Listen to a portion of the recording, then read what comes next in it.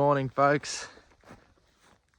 This morning I've just got to shift the cattle onto a new cell, a new slice of pasture, and I thought I'd elaborate a little bit more on the supplement that I'm mixing up. I know a few people are interested. I did mention it in a video a couple of weeks ago, so I thought I'd let you know what I'm putting in it, and just a few more details on that, because yeah, it doesn't look like we're even getting close to getting some rain. It doesn't feel like we're going to get some rain at all with these cold mornings and nights. So I suppose too, the reason we are feeding is because our pastures are so mature. They are going into senescence essentially, so they're starting to decay. This grass, so this stockpiled forage, it was grown in January, so it's been sitting here since about January, and when we got our first frost in probably April or so, and you know, it started to die, it's just been oxidizing and slowly decaying since then. So there's very little nutritional value. As the seasons change, so does that the forage quality. And I suppose the nutritional value of something could probably just be defined as the quantity of essential nutrients per unit of whatever feed source it is. And at this time of the year, it has really dropped in quality. And for our livestock, there are kind of four categories of nutrients, and that I think about it. This is how I think about them, but not including water, which is an obvious nutrient. They need really cool, clean water. They need protein, energy, minerals, and vitamins. Vitamins are, they need them, but very rarely are they the limiting factor if cattle are not performing or they're not maintaining condition. That is also the case, I think, with trace elements. You know, of course, there's going to be those special cases where an animal's deficient in a vitamin or a trace element. You know, that's happened before, but very rarely, you know, a trace element's going to be the reason that cows aren't putting on weight. And then we have protein and energy. So protein and energy are probably the biggest ones. They're 95% of the time, 99% of the time going to be why an animal's not depositing fat or putting on weight. And so they're the two first limiting nutrients when our pastures get old and rank like this. So as they mature, they start to deposit lignin. They get really high in fiber, essentially. So they become so fibrous. And then the protein level starts to drop. And when the protein level drops, so does the population of bacteria or microbes in the rumen. And those microbes in the rumen are they're the ones that are actually digesting the feed. So the animal's not breaking down the cellulose in the grass. The microbes in the rumen are the ones that are fermenting and breaking it down. So once the protein levels drop in our forages, the microbes that rely on a constant, you know, a constant percentage of protein, they need about 8% for dry cattle and 12% protein for wet cattle.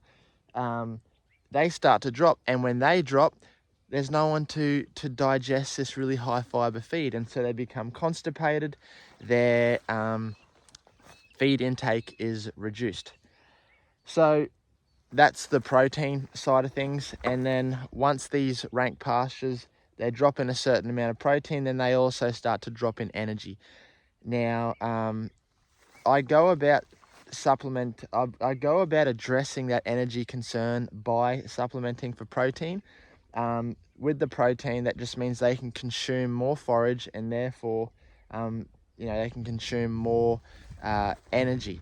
There is a time of the year though, and there is a stage after too long where there's just going to be no energy in your feed. But the cost of supplementing for energy, so with supplements like grains and molasses, is very, very expensive. So we've got some sections, especially down on the dam, with some green forage that still have some energy in there. So that's where I'm going to be taking them next.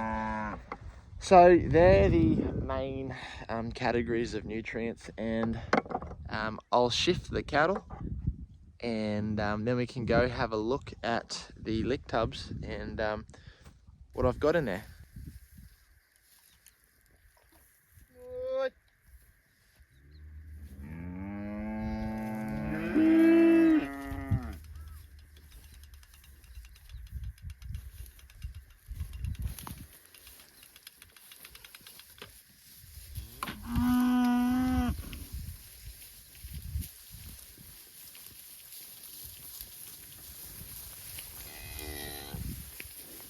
I thought this still would be a good opportunity to point out how important matching your time of calving to your forage production is for the body condition of your livestock. So if we look at the Drought Master heifer to the left of me with her bull calf in front of her, she calved at the completely opposite time of the year that I would have liked her to have. And that's just because we bought her in calf, and so we couldn't control the mating. But you can just see the toll that calf has had on her over the winter, and so we're lucky that we have a few months until they're going to be joined again, so she can get back in good body condition.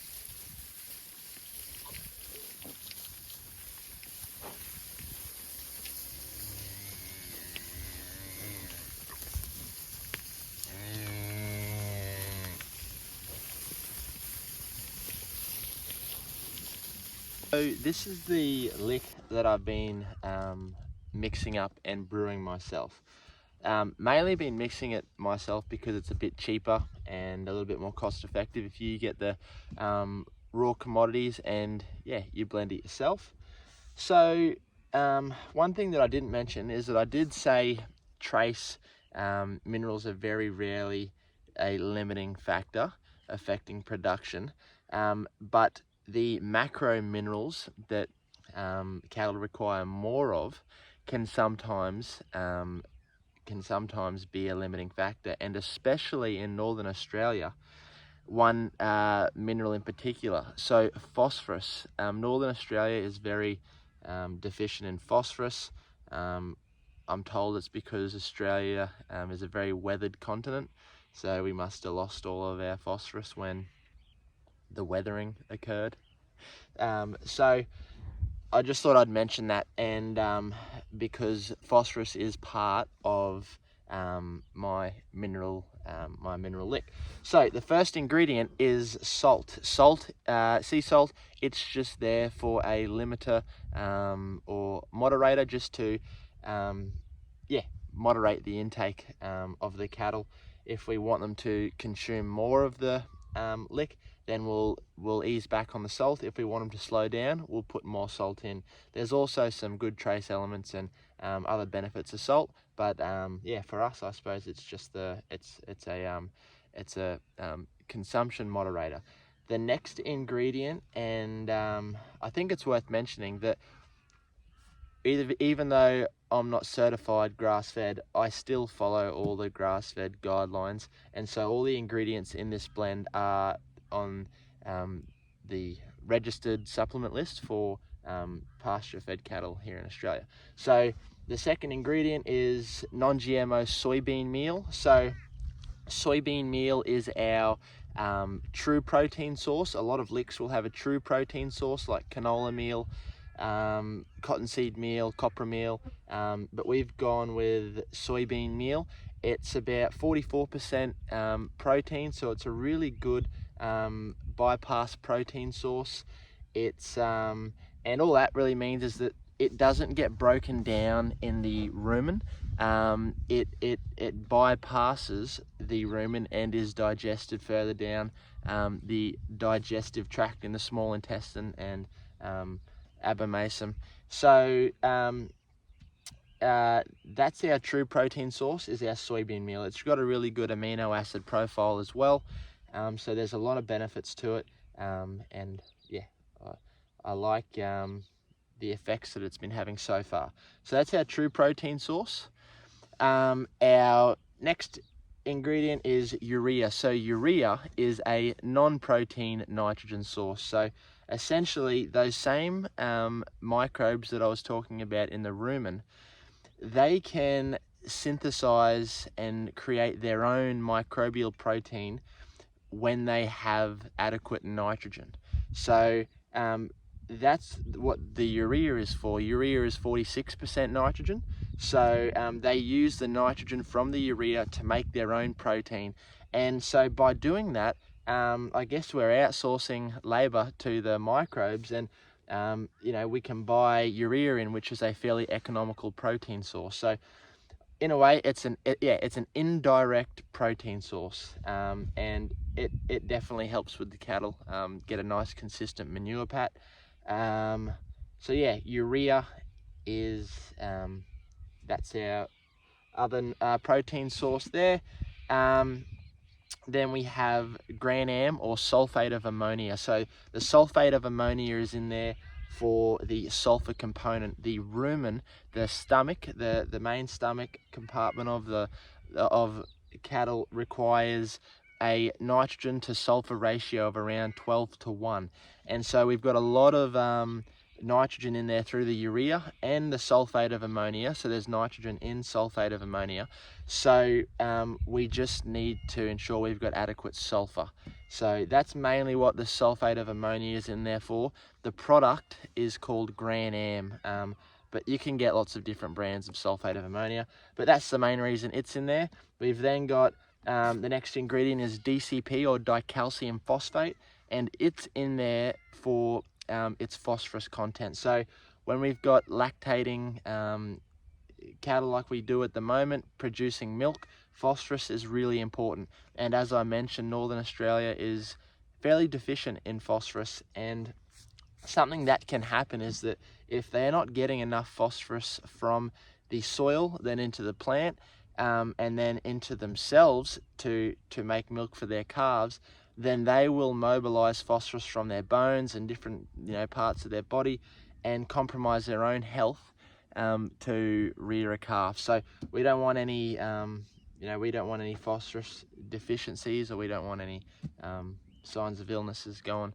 down that way. So that's why the phosphorus is in there, and yeah, that's about it. There's the salt, soybean meal, urea, GrAM, and DCP. So we want to make sure they get about 40 to 50 grams, no more than 50 grams of urea per head per day. And so we can work that out with knowing how many animals we have and then how many days the lick's been out in the paddock. But with the urea, that's the consumption rate you're looking for. I'm not being a good role model, but when you feed out urea, you can't let it get wet, so you can't get rain on it. But I live close by, and I have we're in pretty much a drought at the moment, so I am looking at the weather every day, hoping for rain. And if it looks like rain, then I can come out and I just put a board over the top here. But I would recommend just getting a roof, finding a trough with a roof. But yeah, I suppose the reason I'm feeding out urea is because it's not raining. So yeah, that's that. But yeah, don't follow me. I'm probably not a good role model. So that's the urea, and yeah, I think just constantly monitoring your cattle's manure, that'll tell you whether they're getting enough protein, and making sure you've got lick out there, because you want to have lick consistently out there. If you're going to feed lick, then you've got to continue to feed it, because if you chop and change, then the microbes in the rumen that are now becoming adapted to the feed source that they're getting, they build up in population. But then if we take it away for a week, then the rumen's now got to adapt to a nitrogen or protein deficient environment. So they're constantly changing back and forward. You just want to leave the lick out and make sure they have access at all times. So I hope that helps a bit and provides a little bit more information on the lick that I'm mixing up. If you want exact rates and percentages, send me a message. I think you can do that on YouTube. So just send us a message and I can send you through my sheet as to the quantities of each ingredient. Anyway guys, I hope you have a great day. I hope we get some rain. I hope everyone else in Australia who has got dry weather catches a bit of rain, and I hope they're doing well. So I'll see you in the next video.